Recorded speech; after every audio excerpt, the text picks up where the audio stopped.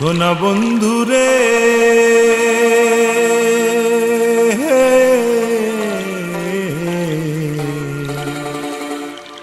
আমি তোমার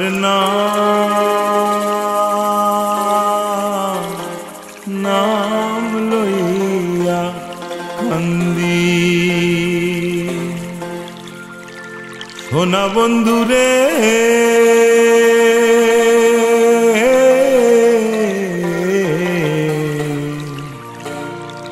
আমি তোমার নাম লইয়া কান্দি।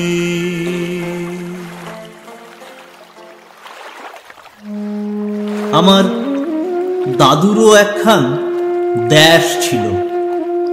পরে সেই দেশটি হারিয়ে যায় যখন, দাদু আর কোনো মিসিং ডায়েরি করেনি। করবেই বা কোন থানায়? রিফিউজি ক্যাম্প থানা, কলোনি থানা, নতুন বাড়ি বানালো যে দক্ষিণ কলকাতা এলাকায় সেই থানা, না ভিটে মাটি ছিল যেখানে সেই থানা? দাদুর একখান দেশ ছিল। সেই দেশে সুপুরি গাছ, নারকোল গাছ ছিল, খাল ছিল, বিল ছিল, নয়ামাটি, সাতক্ষীরা, বান্দারবান, কত সব মিষ্টি এলাকা ছিল। মহারশি, উদ্দাখালি, শঙ্কর, শাড়িভাঙা, ফাঁসিমারা নদী ছিল, গোল্লা ছুটের মাঠ ছিল, সন্ধেবেলার শাঁখ ছিল, আমন ধানের গন্ধ ছিল, ফজলুল চাচার থেকে কেনা রোববারের খাসির ঝোল ছিল। শীতে গাছিরা খেজুরের গাছ থেকে রস পেড়ে আনত। দিদা ঠাকুমারা তখন গিন্নি সব। দুধগোকুল, পাকন পিঠে, গোলাপ পিঠে তৈরি হতো। দালানে অনেকের গরু বাঁধা থাকত। আবার সেই কবেকার নারায়ণ শালগ্রাম শিলাও ঘরের সিংহাসনে অধিষ্ঠিত ছিল। দাদুদের একখান দেশ ছিল, কিন্তু জীবনে জাদুকর পিসি সরকার ছিল না। চোখের সামনে ভ্যানিশ হয়ে যায় জিনিস। সেই জাদুর খেলা না দেখে দাদুদের প্রজন্ম দেখল ভিটে মাটি চাটি হয়ে যেতে। এক রাতে দাদুদের দেশ থাইক্কা চইল্লা আসতে হইল। রাতের অন্ধকারে সে ঠাকুমারা বোকার মতো নিশ্চয়ই সেই রাতে প্রশ্ন করেছিল, কও কি মাথা ঠিক আছে? আমাদের দেশ ছাইরা জামু কেন? ফিরবো কবে? তুলসী গাছে জল দিতে হয় রোজ, ঠাকুরকে নকুল দানা দিতে হয়, ময়না পাখিটারে দানা। ওরা তো আমাদের ছাড়া মুড়ে যাবে। পৃথিবীর সব রিফিউজি বাবার মতোই আমার দাদুর প্রজন্ম নিশ্চিত সে সময় চুপ করে গেছিল, বা রেগে বলে ফেলেছিল, নিজের জান বাঁচে কিনা দেখো, আর তোমার ময়না পাখি। সোনা বন্ধুরে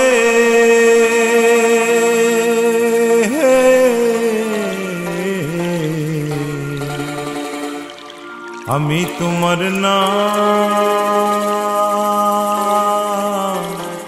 নাম লইয়া কান্দি। সোনা বন্ধুরে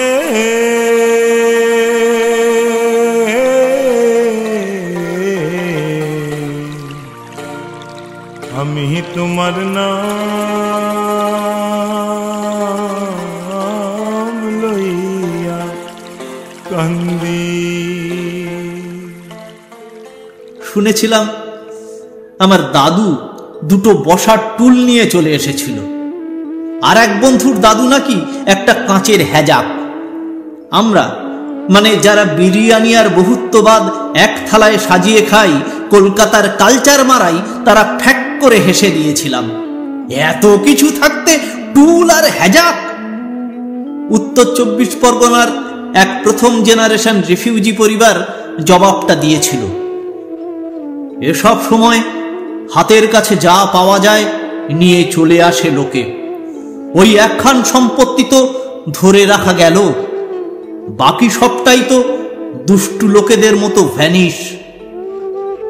কিন্তু কারা যে দুষ্টু লোক, সেই জটিল অঙ্ক না কষে দাদুরা নতুন দেশে মানিয়ে নিল। কোনোদিন আর দুষ্টু লোকদের বুঝে নেওয়ার চেষ্টা করল না। গোটাটা র্যাডক্লিফ সাহেবকে দোষ দিয়ে উদারপন্থী প্রগতিশীল বাস্তুহারা মানুষের প্রতিবাদের ভাষা খুঁজল বরং। দাঁত চেপে এপারে টিকে থাকার লড়াই তখন।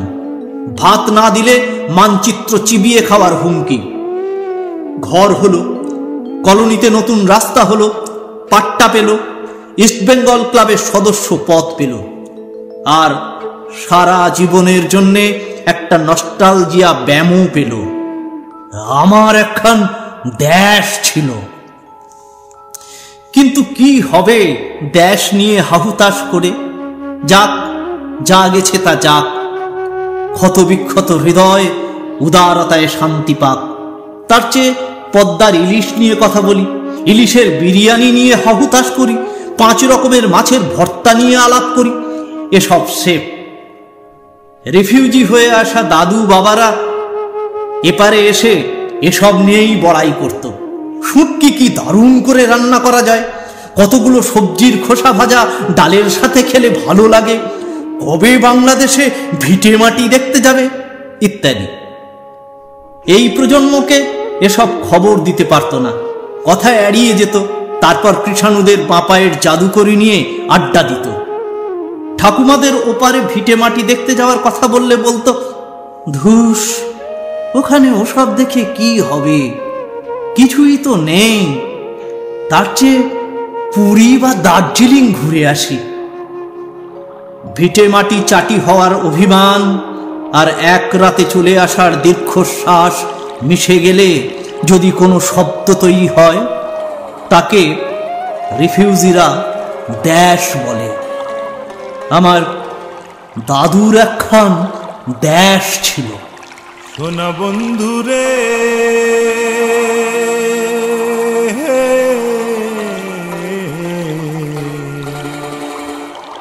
আমি তোমার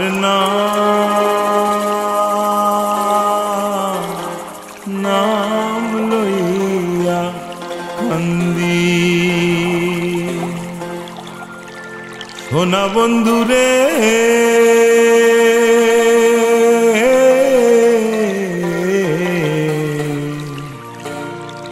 আমি তোমার নাম লইয়া কান্দি। গগনেতে ডাকে দে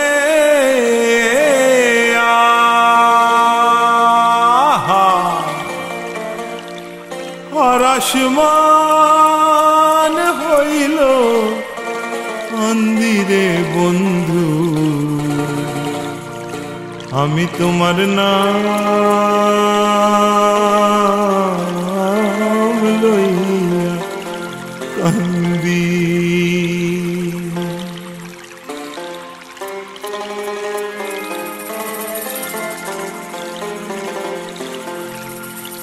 তোমার বাড়ি আমার বাড়ি, মধ্যে সুরহ নদী, সেই নদীকে মনে হইল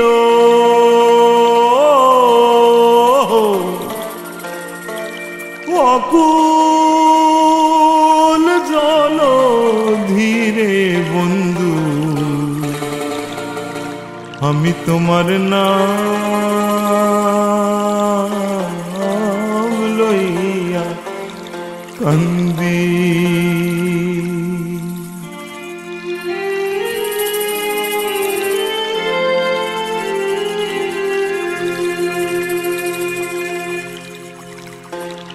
উইরা যায় রে ছকুয়ার পঙ্খী,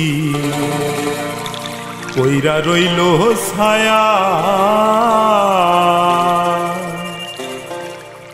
কোন পরাণে বিদেশ হইলা, ভুলি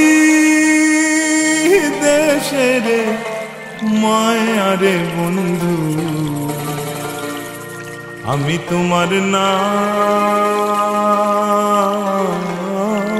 লইয়া কান্দি।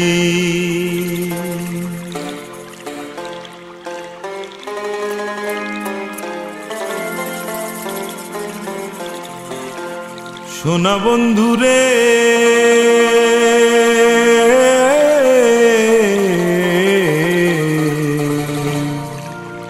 আমি তোমার নাম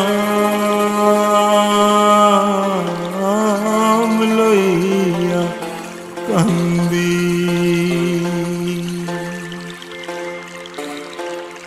আমি তোমার নাম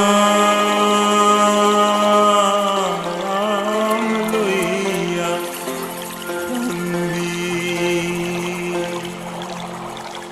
আমি তোমার নাম